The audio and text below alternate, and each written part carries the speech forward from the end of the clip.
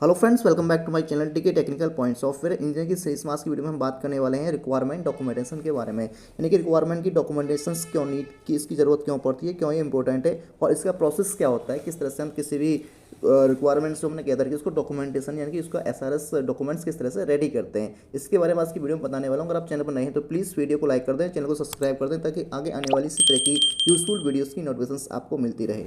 Normally daily life में जब भी हम कोई काम करते हैं तो उसमें दो तरीके होते हैं, एक तो वर्बली हम उस वर्क को करते हैं, एक रिटन वे में उस वर्क को करते हैं। तो जो वर्बली किसी वर्क को करेंगे तो उसमें क्या होता है, उसमें फ्यूचर में इन फ्यूचर कन्फ्यूजन होने के चांसेस रहते हैं। कोई भी हो सकता है आपको कि आपने फ्यूचर में इन पास्ट में ये बोला था और आप इस तरह से कर रहे हैं, लेकिन आप उसी काम को अगर रिटन में करेंगे तो वहाँ पे कन्फ्यूजन है, कोई भी चांस नहीं होते हैं। सेम वे में सॉफ्टवेयर इंजीनियरिंग में भी रिक्वायरमेंट की वर्क में भी रिक्वायरमेंट जब गैदरिंग कर ले तो आप उसको डॉक्यूमेंटेशन का वर्क करते हैं, इन फ्यूचर उसमें भी कोई भी कन्फ्यूजन ना रहे क्लाइंट एंड डेवलपर के बीच। After requirements gathering, analysis them, correct them, and now proper documentation do for that।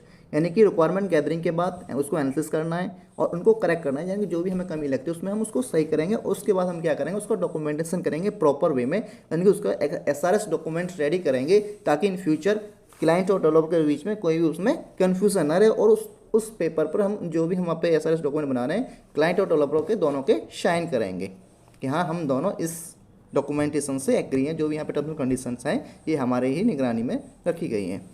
Document follow standard, जो भी डॉक्यूमेंट्स हम वहाँ पे रेडी करेंगे वो स्टैंडर्ड के थ्रू हम वहाँ पे बनाएंगे, एक स्टैंडर्ड वहाँ पे फॉलो करेंगे। Other person can easily understand, जो अदर पर्सन है उसको इजीली अंडरस्टैंड कर पाए, यानी कि डेवलपर के और क्लाइंट के अलावा भी जो भी अदर पर्सन है उसको इजीली समझ पाएँ।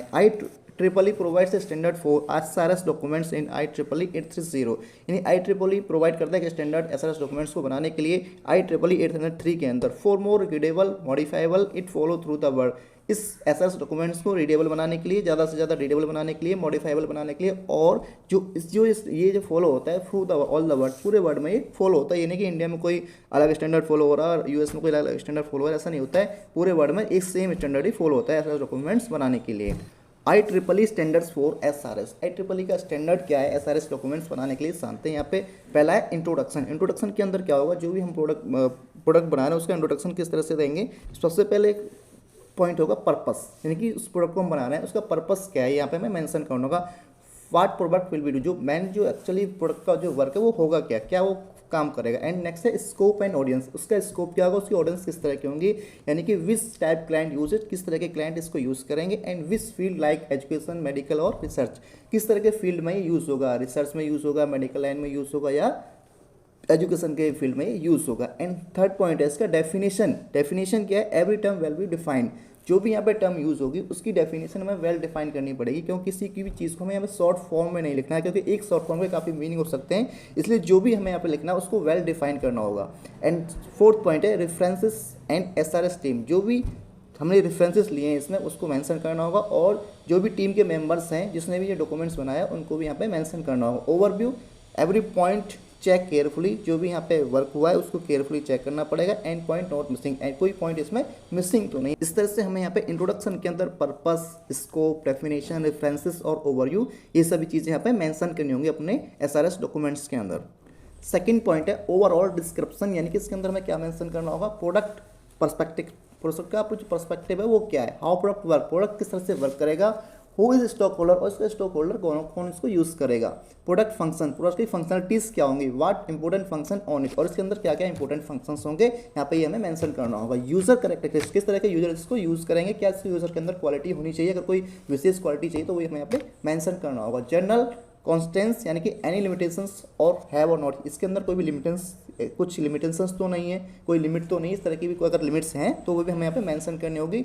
असम्पशंस एंड डिपेंडेंसीज, कोई भी टर्म एंड कंडीशंस है तो भी यहाँ पे हमें मेंशंस करनी होगी। कोई भी डिस्क्रिप्शन लाइक दैट, प्रोडक्ट का पर्सपेक्टिव क्या है, प्रोडक्ट के फंक्शंस किस तरह से वर्क करेंगे, यूजर की कोई विशेष क्वालिटी तो नहीं चाहिए, किस तरह का यूजर को चूज करेगा, जनरल थिंग्स जो हैं, कोई भी टर्म एंड कंडीशंस हैं तो यहाँ पे हमें मेंशन करनी होंगी एसआरएस डॉक्यूमेंट्स के अंदर।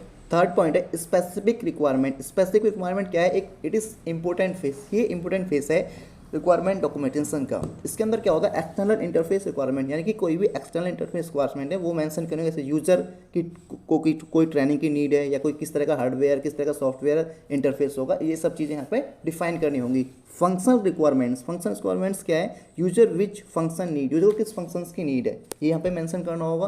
Performance requirement, working capacity, performance criteria, जो भी हम प्रोडक्ट यहाँ पे बना रहे हैं इसकी वर्किंग कैपेसिटी किस तरह से वर्क करे, कितने पर्सन इसको एक साथ में यूज़ कर सकते हैं, इस तरह की कैपेसिटी क्या है इसकी, और इसकी परफॉर्मेंस किस तरह की, क्या कोई क्राइटेरिया कोई लिमिट है, उस तरह की चीज़ यहाँ पे हमें मेंशन करनी होगी। डिज़ाइन कॉन्स्टेंट्स, डिज़ाइन किस तरह की स्टैंडर्ड कौन सा फॉलो करेगा, standard compliance, hardware and limitations भी यहाँ पे हमें मेंशन करनी होगी। Logical database requirements, if need any database mention है, अगर कोई भी डेटाबेस नीड पड़ती है तो वहाँ पर हमें इसको मेंशन करना होगा। एंड सॉफ्टवेयर सिस्टम एट्रीब्यूट्स, यानी कि रिलायबिलिटी क्या है, एबिलिटी क्या है, सिक्योरिटी किस तरह से, मेंटेनेबिलिटी किस तरह से, ये सारी चीज़ें यहाँ पर इसको मेंशन करनी होंगी एसआरएस डॉक्यूमेंट्स के अंदर। एंड फोर्थ है change management process, fourth point है चेंज मैनेजमेंट प्रोसेस। इसके अंदर क्या है, in future if any change in SRS what process will be follow with proper management, यानी कि जैसे टाइम की रिक्वायरमेंट के हिसाब से अगर एसआरएस डॉक्यूमेंट में कुछ भी हमें चेंज करना होता है तो उसका एक प्रोसेस क्या है, किस तरह से उस प्रोसेस को मैनेज किया जाएगा, वो सभी चीज़ें यहाँ पे प्रॉपरली तरीके से मेंशन होंगी, क्योंकि फ्यूचर में नीड पड़ सकती है कुछ भी इसमें चेंज करने की, तो उसका एक वे क्या है, वे ऑफ चेंजिंग एंड किस तरह से उसको मैनेज किया जाएगा, ये सब चीज़ें यहाँ पे मेंशन करनी होगी। फिफ्थ पॉइंट है डॉक्यूमेंट्स अप्रूवल। डॉक्यूमेंट्स अप्रूवल के अंदर क्या होता है, जो भी प्रोजेक्ट के अंदर हमने tables, diagrams, flow charts, appendix, index आदि जो यूज़ होते हैं उन सभी को यहाँ पे मेंशन करना होता है। All things need to mention, यानी कि और सभी चीज़ें यहाँ पे क्लियरली मेंशन करनी होती हैं। मैं उम्मीद करता हूँ मेरे द्वारा रिक्वायरमेंट डॉक्यूमेंटेशन क्या होती है, किस तरह से वर्क करती है, क्या इसकी इंपॉर्टेंस होती है और क्या इसका वर्किंग प्रोसेस होता है, ये इन्फॉर्मेशन आपके लिए यूजफुल हो तो प्लीज़ वीडियो को लाइक करें, चैनल को सब्सक्राइब करें ताकि आगे आने वाली इस तरह की यूजफुल वीडियोज़ की नोटिफिकेशन आपको मिलते रहे। थैंक्स फॉर वॉचिंग, मिलते हैं नेक्स्ट वीडियोज़ में।